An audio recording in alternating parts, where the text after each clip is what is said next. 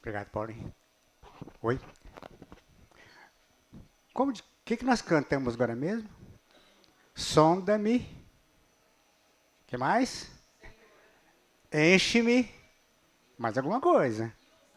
Transforma-me. Quebranta-me. Bom, com qual motivo? Para que sejamos farol que brilha. É isso que nós cantamos agora mesmo? Talvez o que nós vamos falar hoje gira em torno disso que nós estamos falando aí. Semana, a Isabel perguntou para mim, minha esposa, o que você vai falar domingo? Eu falei, vou falar sobre Naamã. Ela falou, de novo? De novo? Então eu estava dizendo para ela que falar de Naamã, em si, não tem muita inspiração. Não é um homem bíblico ou coisa parecida que nós podemos buscar alguma coisa na vida de Naamã para falar. Nós não temos. É um homem comum. Ou, se for falar dele, não vamos falar de como ele era ruim, como comandante do exército do rei da Síria. Mas nós não temos que falar de Naamã. Nós temos que falar dos elementos que Deus usou para transformar a vida de Naamã. Para fazer de Naamã um verdadeiro, como nós falamos da vez passada, sal da terra.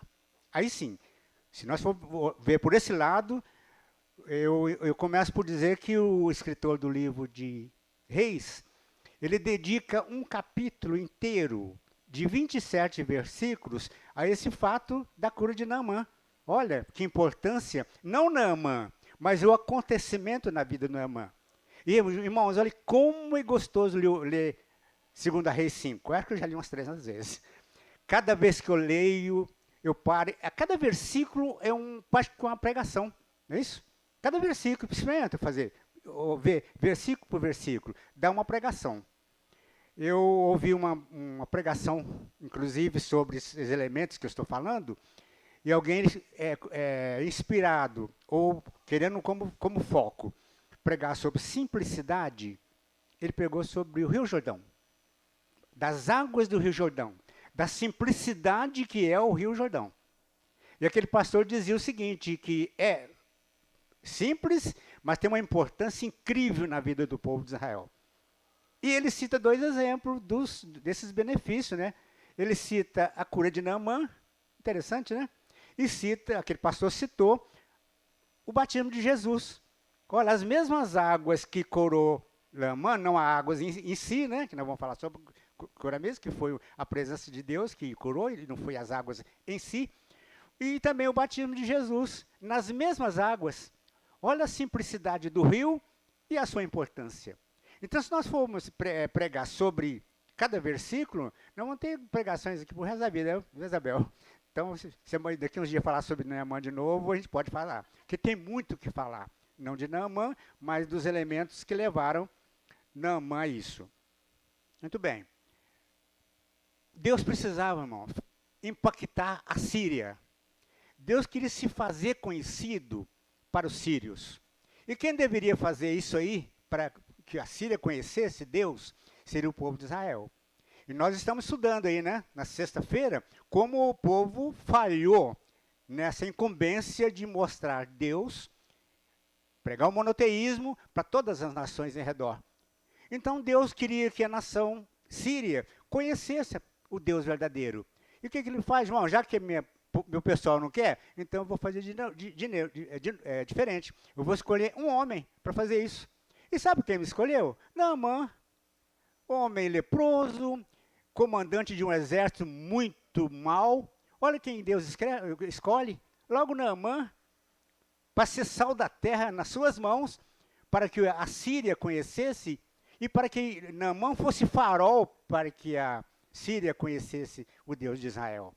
Então, você vê, a importância não é de Naamã, mas dos elementos que Deus usa para fazer com que a Síria conhecesse o Deus de Israel. Então, por isso que ele chama Naamã. Por isso que nós vamos falar um pouquinho a respeito de Naamã. E eu disse da vez passada, pregando sobre aquela menina, né, que mandou que Naamã fosse tomar 7 banhos no rio. Ela não falou isso, mas que fosse lá procurar o profeta Eliseu. Eu dizia que aquela menina foi levada para a casa de Naamã para ser sal da terra. Isso? E através daquele sal da terra, que foi aquela garota, nós temos um outro sal da terra que Naamã. Entendeu? um sal da terra fazendo outro sal da terra. Então, quando nós somos chamados para ser farol, é nesse sentido. É para as pessoas conhecerem a Jesus Cristo como Salvador através do farol que sou eu. Mas eu preciso passar por tudo aquilo que eu falei, que nós falamos, né? Sonda-me, enche-me, transforma-me. Tudo isso precisava. E tudo isso aconteceu na vida de Naamã. Ele foi nova criatura.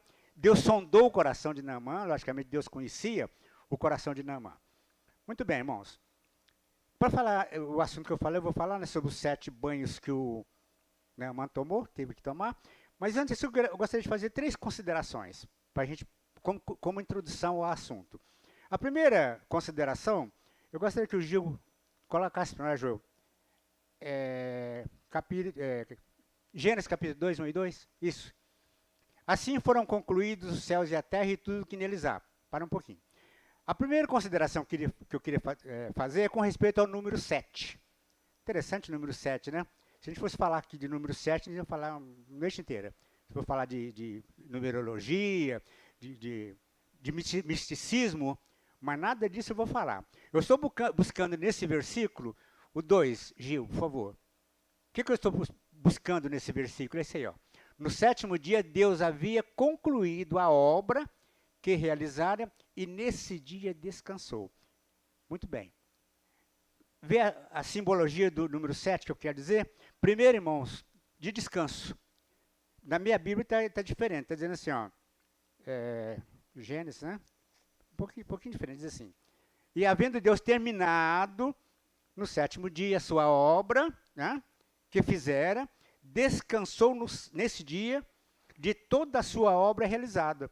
Então, qual a simbologia que eu tiro desse versículo com respeito ao número 7? Primeiro, que é um número que diz com respeito a descanso, né? Interessante que percebe que o 7º dia também faz parte da obra da criação de Deus. Dá a impressão que terminou aqui no número 6, no 6º dia, né? Com a criação do homem. Não, o 7º dia que Deus descansa também faz parte da sua obra. O 7º dia, não o número 7. Então, eu vejo, o que eu quero dizer? Que, como simbologia, para mim, o 7 é o número de uma obra concluída. Deus concluiu a sua obra no 6º dia em si, mas o 7º dia ele descansa e o número 7 passa a ser, para mim, símbolo de obra terminada. Quando eu falar de Naamã, os irmãos vão entender por que eu estou dizendo isso. Obra terminada. Então, eu vou fazer um banco aqui para a igreja, né? Eu faço o banco, pego madeira e quando ele está prontinho, fala, opa, cheguei no número 7. Está pronto para ser usado. Terminou a obra. E foi isso que Deus fez. Com respeito à criação. O número 7, símbolo de obra terminada. Naamã é o nosso assunto da noite, né? Naamã. Muito bem, irmãos. Naamã tinha aquela empregada, né? Aquela escrava.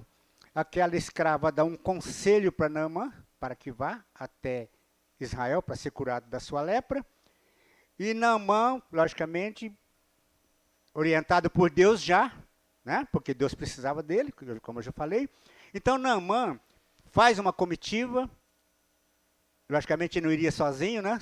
A cavalo até Israel, logicamente ele era um comandante, jamais ele ia sozinho. Então ele pega uma comitiva e começa uma viagem de 300 quilômetros aproximadamente até o homem de Deus. 300 quilômetros aproximadamente. Foi mais ou menos o que eu pesquisei. Viagem de ônibus? Não, era a pé ou de cavalo. Era uma coisa cansativa. Mas mesmo assim, Naamã vai em busca da cura que ele sempre procurou, quem sempre procurou no deus Rimon, nos médicos, quem sabe, né, da época, na Síria. Então, Naamã vai em busca daquela cura que aquela menina havia falado.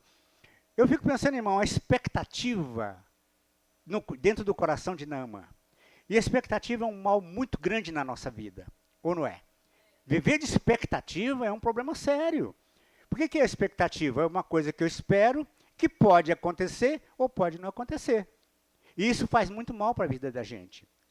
Eu já tive essas experiências e não foi fácil.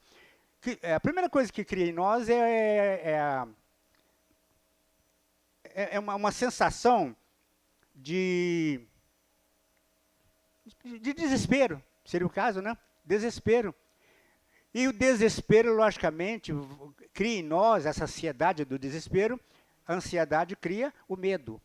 E o maior medo de Naamã, irmãos, nessa caminhada é voltar leproso. Como Naamã devia pensar nisso? Gente, eu faço uma viagem dessa, 600 quilômetros, e volto leproso. E agora? Eu vou ser motivo de chacota? As pessoas vão falar que eu fui um doido, né? Ter ouvido a voz de uma escrava. Então Naamã tinha esse medo. Com certeza ele viajou com esse medo, por causa da sua expectativa de sarar ou não sarar. Então, Naamã viaja com essa expectativa. Gil, 5:9, 2 Reis, por favor. 5:9. Veio, pois, Naamã com os seus cavalos e com o seu carro e parou à porta da casa de Eliseu. Eliseu, então, era o homem que a menina tinha falado para ele, mas não deu nome, né? Vai lá no homem de Deus. E esse homem chamava Eliseu. Então, eu fico imaginando. Eu falei que eu gosto, que uma das coisas que eu fico assim, extasiado com essa história da cura de Naamã. E Naamã chega, então, na frente da casa de Eliseu, fica olhando no seu cavalo, muito bonito, muito garboso, né? E vem Geazi. Geazi era o rapaz que ajudava o Eliseu, quem sabe uma espécie de um secretário. Ele é Geazi. E Geazi chega perto dele e já pergunta para Eliseu, sabe com quem você está falando? O irmão já ouviu essa expressão? Alguém já teve essa expressão? Sabe de quem você está falando? De alguém? Eu já ouvi. A pessoa chegou perto de mim, sabe com quem você está falando? Não vou contar a história, porque é longa. Eu falei, não sei. Aí eu falei, não, eu sou o vereador aqui de Uberaba. De Uberaba? Não foi de Uberaba, eu fui o vereador de São Paulo. Eu sou o prefeito. Você está tendo prazer de falar comigo. Em outras palavras, isso. E foi isso que Naamã falou para Geazi. Sabe com quem você está falando? Geazi falou, sei, né? O comandante do exército do rei da Síria. Inclusive, do coração de Naamã, ele falou, inclusive, eu estou com bronca de você. Entendeu? Você veio aqui, acabou com o nosso país, levou uma sobrinha minha cativa. Não sei se era sobrinha dele. Mas no coração de Geazi, ele devia estar com muita raiva. E eles até achando bom da lepra de Naamã, né? Coisa boa, está todo leproso.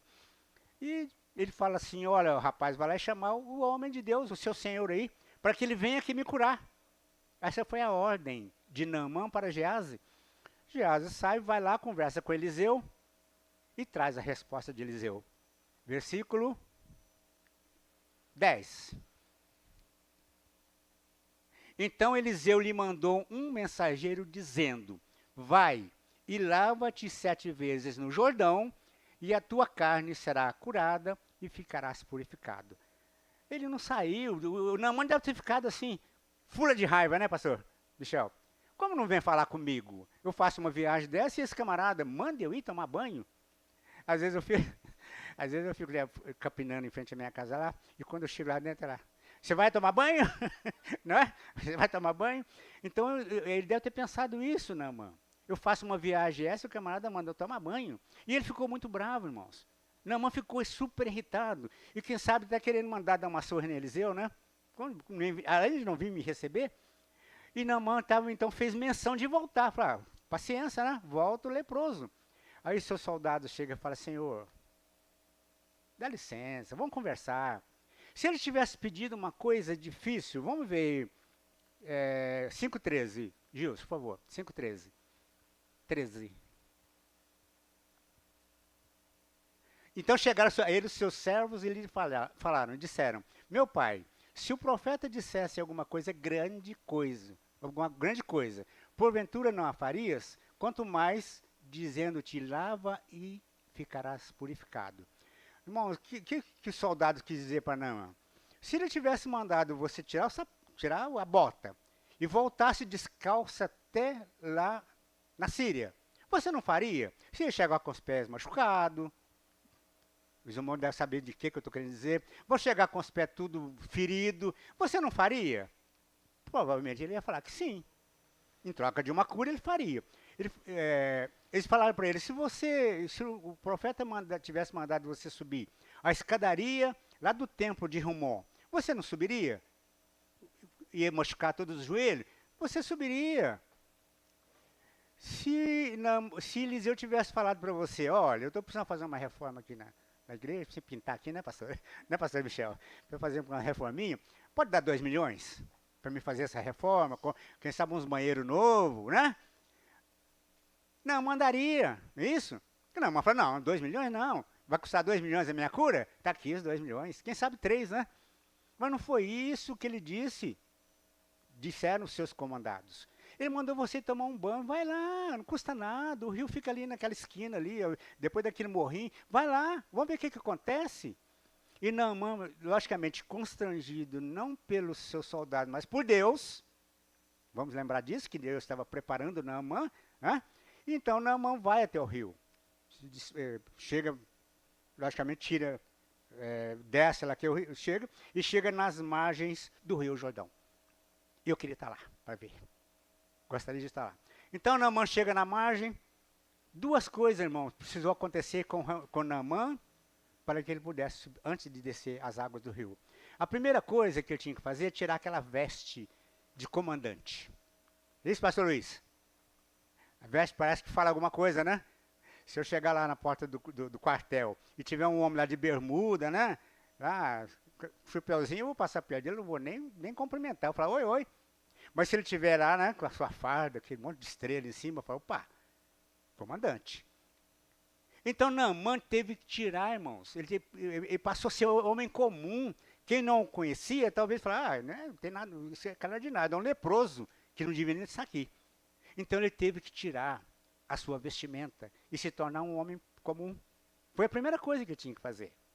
A segunda coisa que ele tinha que fazer era curvar-se para tomar o banho. Porque parece que as águas do Rio Jordão não é um rio fundo, eu não conheço, mas eu estive pesquisando mais ou menos, são águas rasas, é um rio pequeno, não é isso?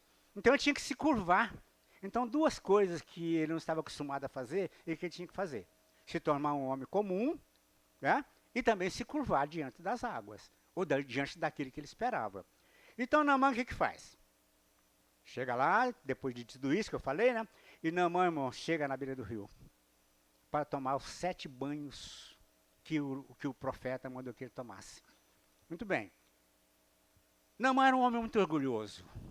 Orgulhoso ao extremo, devido a quem sabe, a sua posição. Ele tinha orgulho com a sua família, né, talvez, com seus soldados.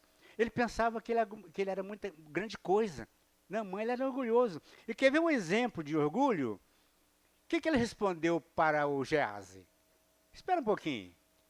Ele mandou que eu tomasse aqui no Rio Jordão?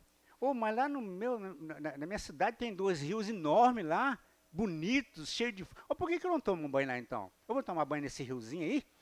Se não morasse em Uberaba, ele ia falar assim, Uberaba, eu vou tomar banho aqui na Leopoldina de Oliveira? Não, eu vou tomar banho no Rio Grande. E o Rio Grande é um rio maravilhoso, não é? Ou então aqui no Rio Paranaíba, olha aí, por que eu tenho que tomar banho aqui naquele riozinho que passa aqui na Leopoldina? Não, de jeito nenhum. Orgulho de Naamã. Provavelmente, irmão, eu vou dar um outro exemplo.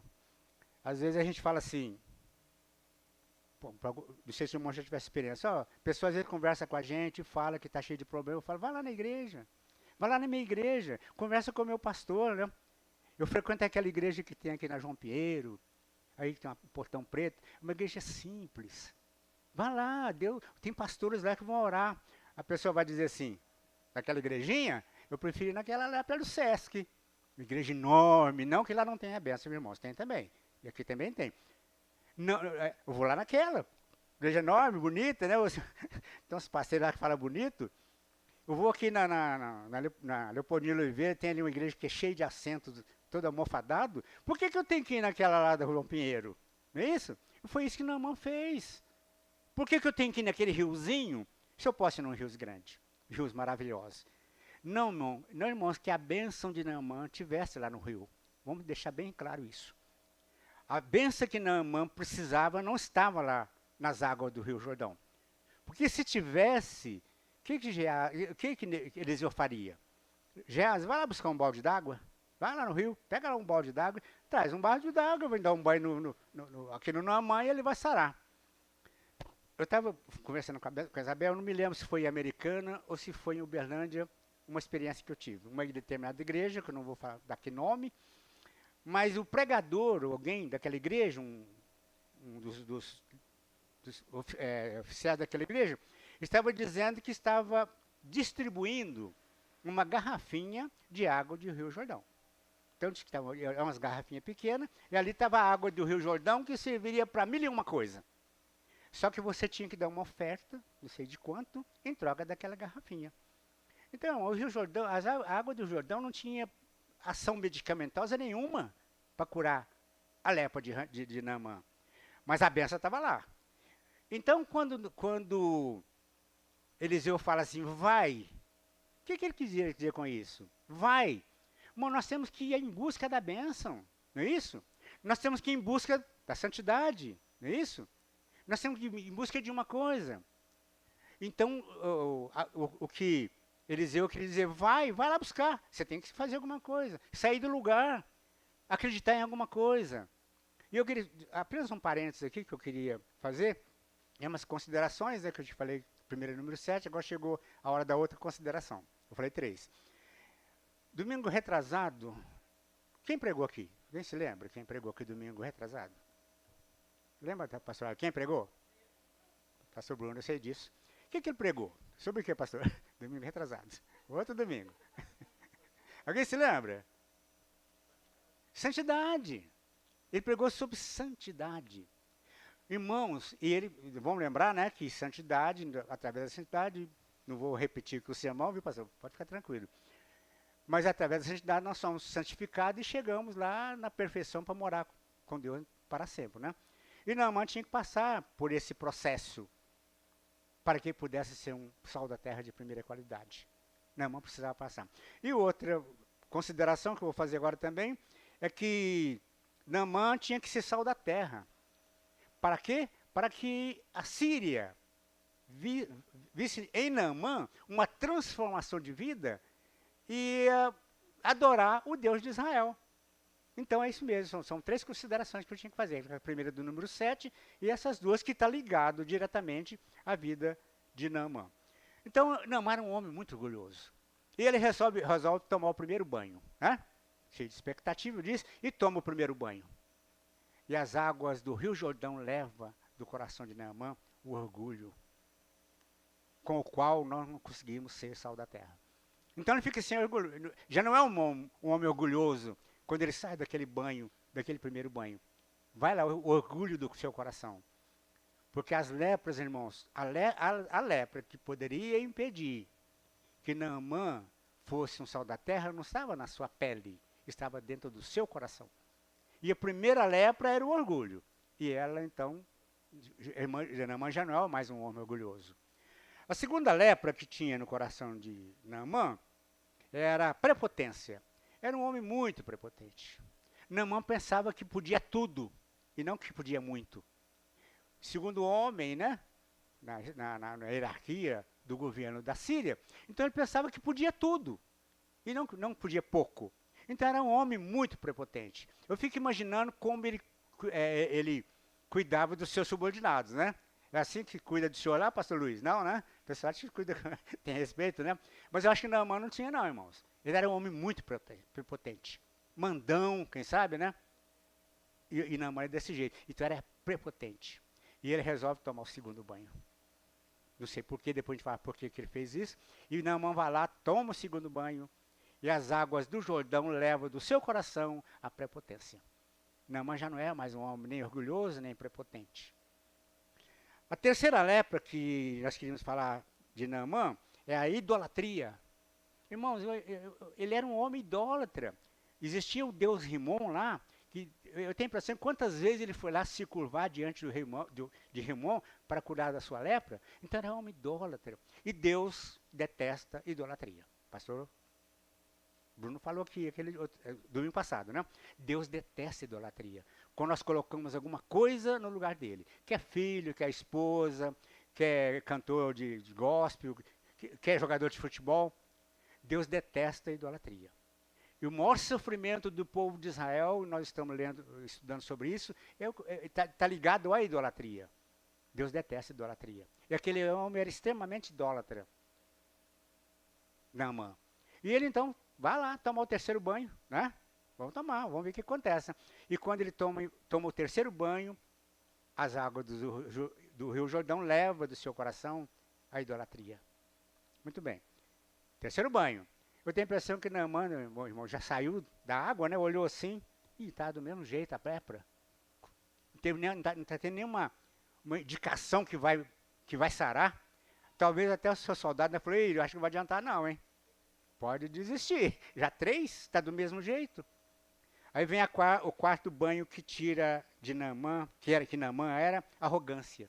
Ele era muito arrogante. Eu falei que ele pensava que mandava em tudo e que todos tinham que obedecer. Mas era um homem arrogante, que ninguém podia chegar perto dele. Eu fico imaginando o Naamã na sua casa, né, com sua esposa, com seus filhos, e que muitas vezes nós somos também arrogantes, né? Que é uma lepra que às vezes pega o nosso coração. Eu não sei se o irmão conhece alguém que seja arrogante, mas a arrogância é uma lepra terrível no coração do homem, no coração de qualquer um de nós. Arrogância, né? Aquela arrogância que tudo tem que girar em torno de mim. Eu mando em tudo, todo mundo tem que fazer o que eu quero. Aqui na igreja todo mundo quer fazer o que eu quero, porque eu sou pastor titular. Ou agora nós temos uma dinâmica agora. Então eu conheço esse tipo. E na igreja? Sim, na igreja. Eu já tive o desprazer de ter pastor em conselhos que eu participei arrogante. E às vezes eu estava, inclusive, conversando com o pastor, né, pastor Michel? Que eu tive algumas diferenças com esse pastor por causa disso. Eu queria mandar em tudo sozinho. Eu falei, irmão, aqui é a igreja não é sua, a igreja é nossa. Então a arrogância, irmão, pode também ter no nosso meio. E Naamã era muito arrogante. Aí ele parte para tomar o quarto banho. E quando ele sai do rio, ele não é mais um homem arrogante. Então agora ele já não era mais orgulhoso, ele já não era mais prepotente e também não era mais arrogante. Eu tenho a impressão que Naamã era aquele camarada assim, né?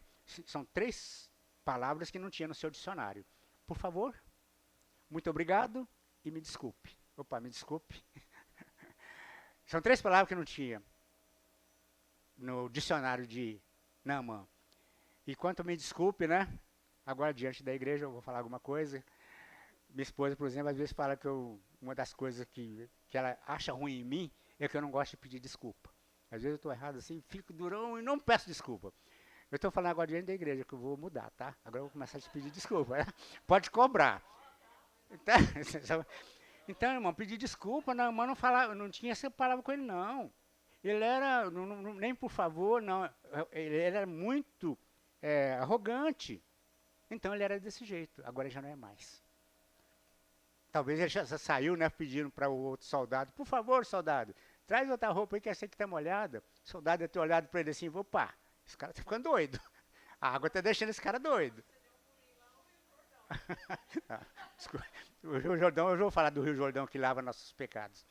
Então, Naamã agora já não era mais um homem arrogante. E vem então uma quinta lepra que tinha no coração de Naamã, que era incredulidade. Incredulidade. Irmão, como é difícil pessoa incrédula, né? Você fala de Deus, fala de Cristo, né? E nós vemos aí como as pessoas são incrédulas. Né? Podia estar aqui nossa igreja cheio, né? Lotada de pessoas, né, que acreditam, mas não temos, por causa da incredulidade. E a incredulidade é um problema sério. Quer ver um exemplo? Eu disse que Naamã saiu do quarto banho ainda leproso, não é isso? Às vezes nós conversamos com alguém e falamos assim, a pessoa está cheia de problemas, é cheia de dificuldade, nós temos experiência eu e a Abel temos experiência disso. Vai na igreja, conversa com o pastor, vai lá, ele ora por você, o seu problema vai ser resolvido.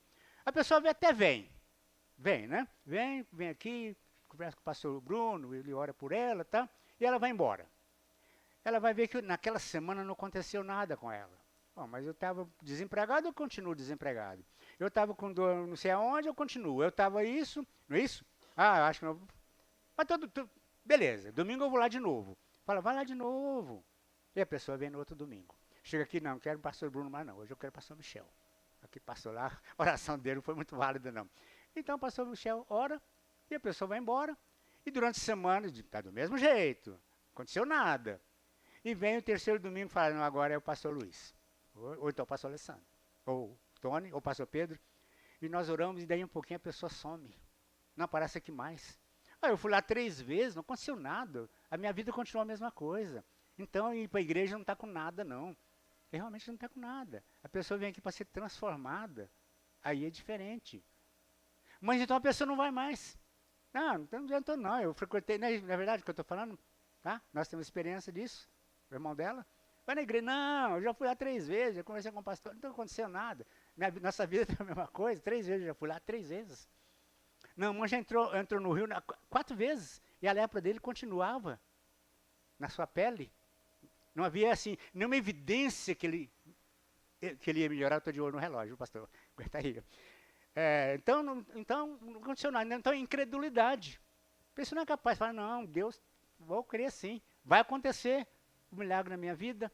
Então, incredulidade. E ele toma o crente banho e essa incredulidade sai do seu coração. As águas levam a lepra da incredulidade. Não era um homem muito triste. Talvez devido à sua condição de leproso, né? Embora ele tivesse um cargo muito grande na Síria, mas era um homem triste, muito triste. Como consequência, quem sabe, da sua enfermidade, quem sabe a sua vida de incredulidade, ou de prepotência, mas era um homem muito triste. A tristeza era uma lepra no coração de Naamã. Irmãos, a tristeza é uma lepra nos nossos corações. E quando a gente vê uma pessoa muito triste, eu já tive a oportunidade de ver na igreja aquela pessoa triste que tudo está ruim, nada é bom, nada não presta, né? Então vem a tristeza e começa a estar sempre com um semblante triste. Às vezes até fica alegre em algumas ocasiões, né? Tem uma festinha em casa, o pessoal vem comemorar o aniversário, fica ali, né? Toma umas e outras, fica alegre, e quando as pessoas vêm embora, vem a tristeza novamente. E essa tristeza corroía o coração de Naamã, porque ele era um homem triste. Corroía. Então, a tristeza é um mal na nossa vida. E o contrário de tristeza seria alegria, né? Alegria. Gil, por favor. Filipenses 4:4. Vamos ver o que Paulo fala do antídoto. Antídoto, né? Isso? Contra a tristeza. Regozijai-vos sempre no Senhor. Outra vez digo, não é esse não. Deixa eu ver aqui comigo. E alegrai-vos. Filipenses 4:4. A tradução está dizendo, a minha está dizendo assim, alegrai-vos sempre no Senhor. Outra vez, alegrai-vos sempre. Irmão, Paulo está dizendo, alegrai-vos em quê? Na festinha? No Senhor. Quando nós nos alegramos no Senhor, aconteça o que acontecer na nossa vida, a gente continua alegre. A gente continua contente, a gente continua sorrindo. Aconteça o que acontecer. Eu tenho a impressão que Naamã, né, na sua tristeza, eu vou já adiantar que ele tomou o banho, quando ele saiu lá do banho, que a tristeza sai do seu coração, eu tenho a impressão que os seus comandados ficou doido. Está sorrindo, está rindo. Será que cozinhou os miolos dele? Ficou doido. É assim mesmo. A gente não entendemos a alegria que nós temos no nosso coração, vinda do Senhor Jesus. A gente não entende. Mas está dizendo para Isabel que nós, lá em Uberlândia, tinha uma senhora que foi acometida de câncer, uma irmã. E nós começamos a orar. A igreja fez um propósito de orar 30 dias na casa dela. 30 dias, nós fizemos 30 dias de oração. Começamos no dia 1º e foi até dia 30. E fomos lá, oramos, tomava até um cafezinho que era muito gostoso, mas íamos lá todo dia, a igreja orando. E depois que terminou os 30 dias, deu uns 3 dias, a irmã morreu. E agora? Depois dos 30 dias, a irmã morre. Aí já ficamos pensando, será que nós que matamos ela? Né, pastor? Será que é a nossa oração que matou? Aquela mulher morre. Houve uma certa frustração em nós da igreja, nesse sentido, porque era uma irmã muito querida, a gente não queria que partisse. Queria que ela melhorasse e voltasse, né, a ser uma bênção na igreja. Irmãos, aquela irmã era a bênção do jeito que ela estava. Leprosa. Com câncer. Aquela irmã era uma bênção. Todo dia, se nós chegávamos lá, aquela irmã estava sorrindo. 3 dias, 4 dias, 10 dias. Aquela irmã estava com o mesmo semblante de sorriso. Mesmo acometida de um câncer, que ela sabia que poderia morrer, ela estava alegre. A alegria do Senhor, dá até vontade de chorar, estampava no coração daquela irmã. E vou dizer agora o resultado. Daí uns dias o esposo dela se converte. Um esposo que nunca ia na igreja, de jeito nenhum, se converte. Começou a frequentar a igreja. Depois que ela morreu, até a pessoa ainda falava, esperou a mulher morrer para agora vir para a igreja. Não, não foi isso não. Não foi isso não. Foi o resultado das nossas orações, quem sabe, e o resultado também de como a irmã estava enfrentando aquela situação. Sempre alegre. Os vizinhos falavam, eu não entendo esses crentes não. Depois a gente ficou sabendo. A mulher está doente e vem aí cantar. Não dá para entender não. Fica aí cantando, lendo Bíblia. Mas aquelas pessoas, depois que visitavam aquela irmã, e voltavam assim, nossa, está lá sorridente e cancerosa? Não dá para entender. Então, quando nós alegramos no Senhor, nós não temos a lepra da tristeza no nosso coração. Então, é isso que Paulo está dizendo. Alegre sempre no Senhor. A alegria de Jesus não nos decepciona. Aconteça o que acontecer. E agora Naamã tinha essa alegria. Leproso ainda, mas alegre. Eu tenho a impressão que todo mundo ficou até abismado, né? Naamã estava quase pronto, irmão, para ser o sal da terra que Deus precisava para impactar a Síria. Estava quase pronto. Dentro do seu coração ele estava pronto. Tudo aquilo que tinha de rancor, de prepotência já não existia mais no seu coração. Naamã já era um homem diferente, totalmente diferente. E eu vou falar uma coisa sem medo de errar. Se Naamã voltasse para sua terra, ainda leproso, mesmo assim seria um novo homem. Mesmo assim seria sal da terra. Eu tenho a impressão que ele ia chegar lá e falar para a menina, né, olha, agora eu sou igual a você. Você é sal da terra? Eu também sou. Deus me transformou a minha vida, agora eu também sou sal da terra. Mesmo leproso. E aquela irmã, mesmo cancerosa, ela continuava sendo sal da terra. Para sua família, para o seu esposo e também para os seus vizinhos. Então, Naamã estava pronto, né? Em termos de coração, Naamã já estava pronto. Deus já tinha feito uma transformação na vida daquele homem. Bom, eu disse que número 7, o que eu disse no 7 agora mesmo? O que eu falei que é símbolo de obra terminada, não é isso? Símbolo de obra terminada. E nós lemos lá, pode colocar de novo, Gil? Gênesis 2:2. Gênesis 2:2. Opa. Gênesis 2:2. Enquanto ele procura, deixa eu ver aqui. Às vezes eu leio aqui. No sétimo dia 7, né? Deus já havia concluído a obra que realizara e nesse dia descansou. Eu disse que era o 7, símbolo de obra terminada, não é isso que eu falei? Mas a obra em Naamã não estava terminada ainda. Ele ainda continua leproso. A lepra ainda estava ainda na sua pele, embora fosse um homem transformado, o seu coração. Mas a lepra ainda estava ali evidente. Mas ele já não estava importando mais com aquela lepra, irmãos. Aquela lepra ali é uma coisa simples na sua vida, porque o seu coração estava jubiloso com a presença de Deus nele. Então Naamã não estava mais assim preocupado, mas Deus faz as coisas completas, não é isso? 7 é o número que, para nós, é um símbolo de obra terminada. Gil, versículo 14, por favor. Assim ele desceu ao Jordão, mergulhou 7 vezes, conforme a ordem do homem de Deus, e foi purificado. Sua pele tornou-se como a de uma criança. Olha que coisa maravilhosa, hein, irmãos? Isso aqui me deixa assim, sei lá, extasiado diante desse versículo. A pele de Naamã não estava igual à minha, não, tá? 80 anos, são de rugas aqui, né? A pele de Naamã estava igual à pele do Davi. Eu estava conversando com o Davi lá dentro, falei, Davi, vem cá. Passei a mão na pelinha dele. Falei, olha que pele, falei para você, né? Olha que pele maravilhosa. Pele de criança. E foi desse jeito que a pele de Naamã se tornou como a pele de uma criança. Obra terminada na vida de Naamã. Obra terminada. 7, né? 7º banho. E Naamã agora estava pronto para ser o farol para iluminar o povo da Síria. Entendeu? Então, eu disse no começo que Naamã em si, nós não temos nada que aprender com ele. Nós aprendemos com aquilo que aconteceu na vida dele. Deus transforma aquele homem, rude, bravo, prepotente, num homem simples, humilde, para que fosse uma bênção lá para a Síria.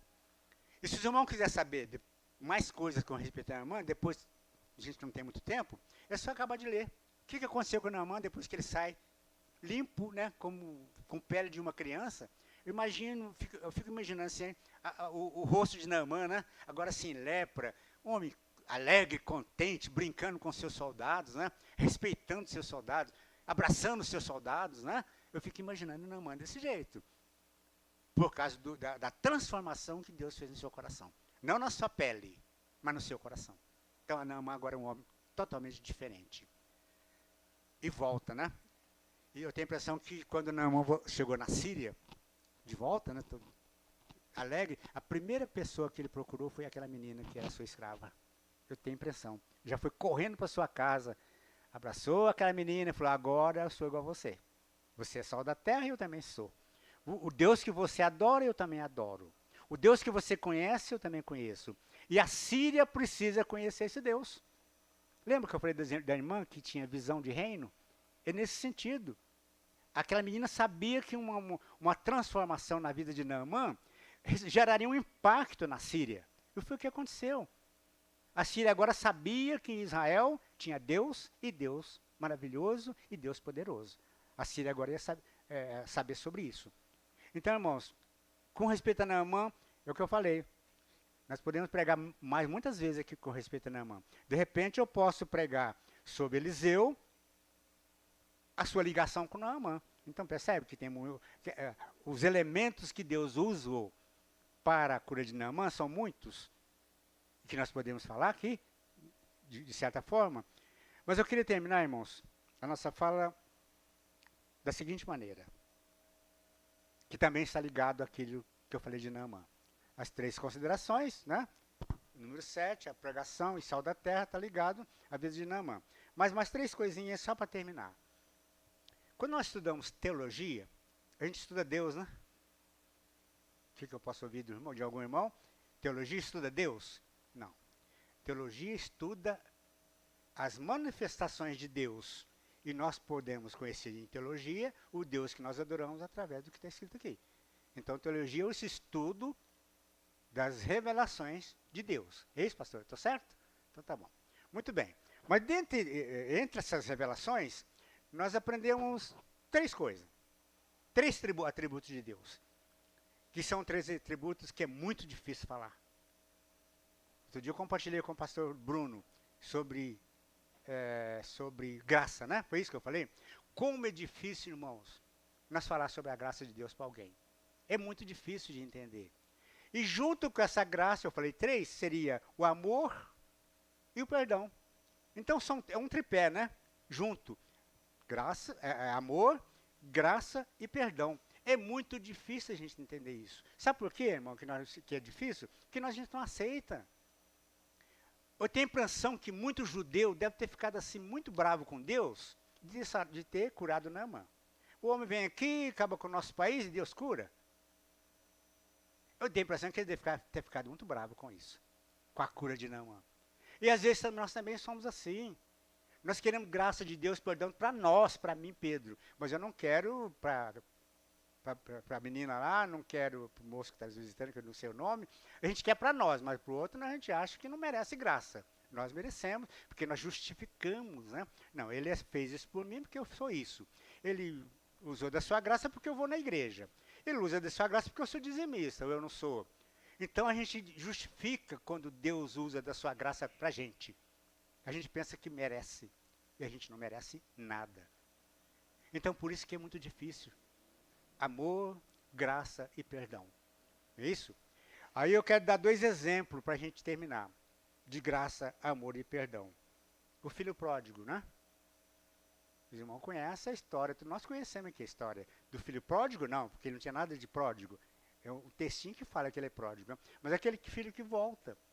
Jesus estava ensinando para as pessoas que estavam ali, os fariseus, com respeito à graça de Deus.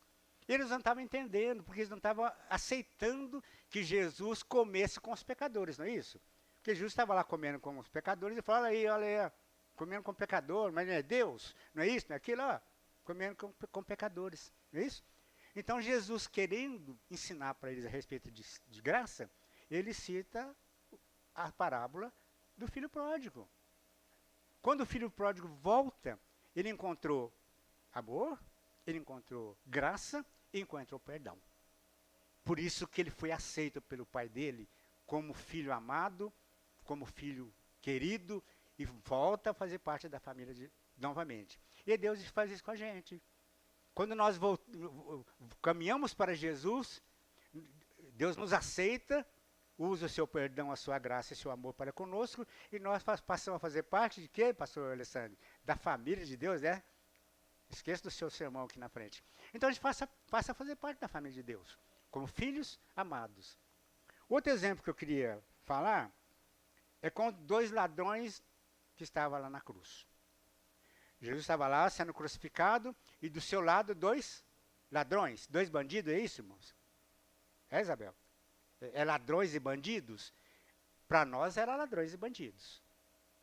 E que estava pagando os seus crimes. E achava até bom, né? Que bom que podia ter pena de morte no Brasil. A gente fala, opa, se tivesse pena de morte no Brasil, fulano de tal estava torrado. Às vezes nós queremos isso. Então, para nós, irmãos, aqueles 2 eram bandidos, 2 ladrões e bandidos.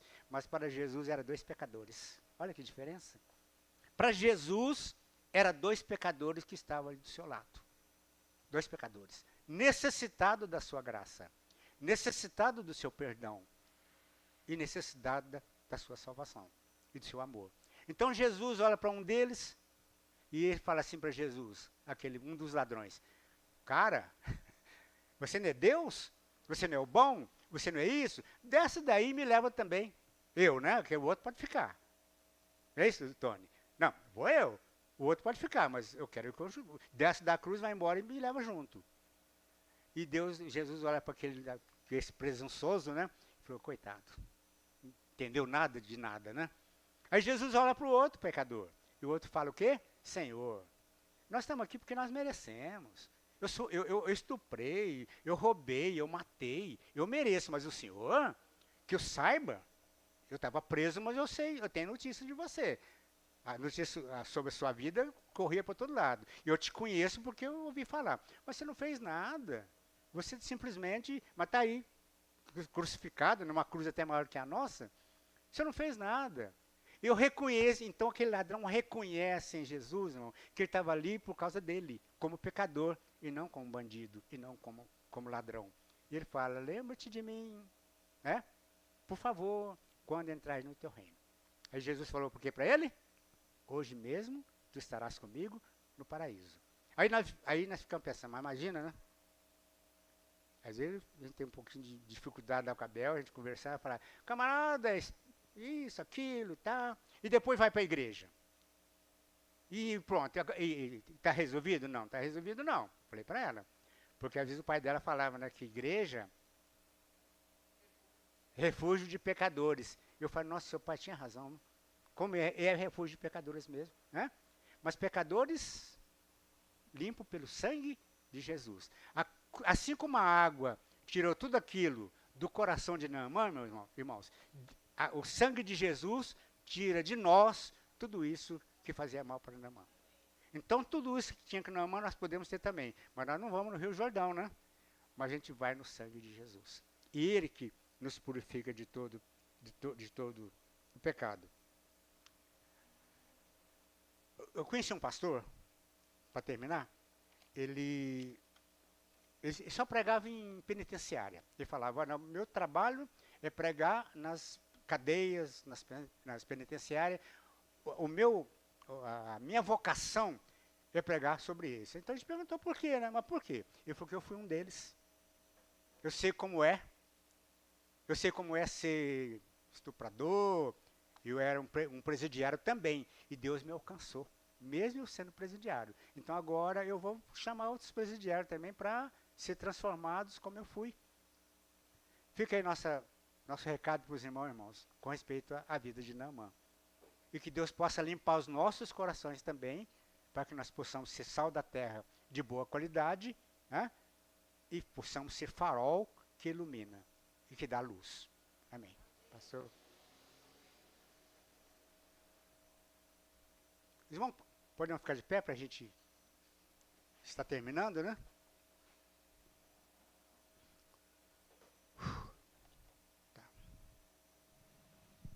Amém, graças a Deus. Benção demais estarmos juntos. Pastor Pedro é inspiração para nós. Quando ele me contou que tinha 80 anos, eu falei, quê? 80 anos de idade? E ele está sempre disposto, sempre alegre, sempre está aqui trabalhando. Então, às vezes, eu chego meio desanimado, meio capenga. Mas aí eu olho o pastor Pedro e a Isabel aqui, eu falo assim, meus irmãos, tem que ter energia mesmo. Alegrar-vos sempre no Senhor. Vamos curvar nossa cabeça, fechar os nossos olhos, ter um momento de oração por essa palavra que o Senhor nos compartilhou, nos ensinou, nos instruiu nessa noite. Às vezes a gente vai deixando passar, mas a gente sabe que tem algumas coisas no nosso coração que precisam ser limpas, né? Assim como Naamã tinha a sua lepra, precisava daquela purificação. De repente hoje o Espírito de Deus falou com você, falou comigo sobre alguma lepra que a gente está carregando no nosso coração, alguma coisa que nós estamos praticando, né? Alguns sentimentos que nós estamos guardando, alimentando, alguns pensamentos que a gente não tem tirado da nossa mente. De repente o Espírito de Deus, durante essa ministração de hoje, te incomodou, te falou e falou, filho, filha, tem uma lepra aí no seu coração que nessa noite eu quero limpar, quero purificar, né? Assim como Naamã encontrou no Rio Jordão a cura para a sua lepra, hoje em Cristo Jesus o Espírito de Deus quer nos limpar, nos purificar das lepras que nós carregamos na nossa alma. Deus, nós queremos te agradecer, Pai, por essa noite, nós queremos te agradecer pela tua palavra, nós queremos te agradecer, Pai, porque o Senhor é um Pai de amor, um Pai que não nos abandona, mesmo quando nós estamos vivendo muitas vezes distante de Ti, mesmo quando nós estamos vivendo de uma maneira diferente, totalmente equivocada, mesmo, Pai, quando nós temos lepra no nosso coração, que tantas pessoas não querem contato com a gente tem vergonha, a gente quer esconder nossa vergonha, o Senhor nos ama de tal maneira que o Senhor nos abraça e diz, filho, filha, eu estou aqui. Mesmo diante da nossa lepra, da nossa vergonha, o Senhor nos acolhe, nos abraça e está disposto a tratar os nossos corações. Então, nessa noite, em nome de Cristo Jesus, nós pedimos perdão pelos nossos pecados. Nós pedimos, Pai, pela Tua misericórdia, que o Senhor nos lave, nos purifique das nossas lepras que nós carregamos conosco. Pai, dos nossos medos, das nossas ansiedades. Pai, do ódio, da ira, Pai, da raiva, da amargura, Deus. Da dificuldade, a falta de perdão que nós carregamos, nutrimos com a gente muitas vezes. Leve embora, Pai, toda arrogância, toda prepotência. Leve embora os nossos corações toda a impureza, Pai. Aqueles pensamentos, Pai, que a gente não consegue controlar e que nos distanciam do Senhor.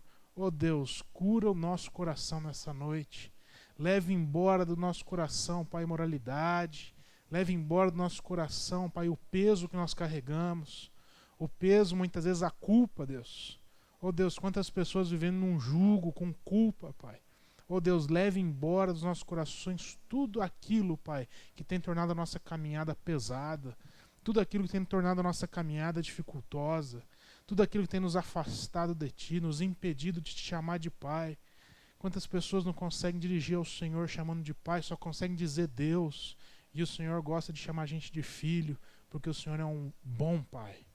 Deus, nessa noite, Pai, nós queremos te pedir que o Senhor derrame sobre nós a Tua paz, a paz de Cristo Jesus no nosso coração, na certeza de que nós já estamos perdoados, na certeza, Pai, de que tudo foi consumado, a obra foi terminada, concluída, perfeita na cruz do Calvário, Deus. Cristo Jesus fez uma obra perfeita nas nossas vidas. E nessa noite nós temos essa convicção que as nossas lepras já foram purificadas pelo sangue do Cordeiro. Quem concorda, diga amém. Amém? Graças a Deus por isso. Meus irmãos, uma semana abençoada. Só lembrando rapidamente que sábado a gente tem encontro de casais às 15 horas com o Tony e com a Priscila aqui na igreja, um cafezão da tarde. Amém? Que o amor de Deus o Pai, a graça de Cristo Jesus e a comunhão do Espírito Santo de Deus seja conosco nessa noite, durante essa semana e até a volta de Cristo Jesus. Quem concorda, diga amém. Deus te abençoe, uma semana abençoada.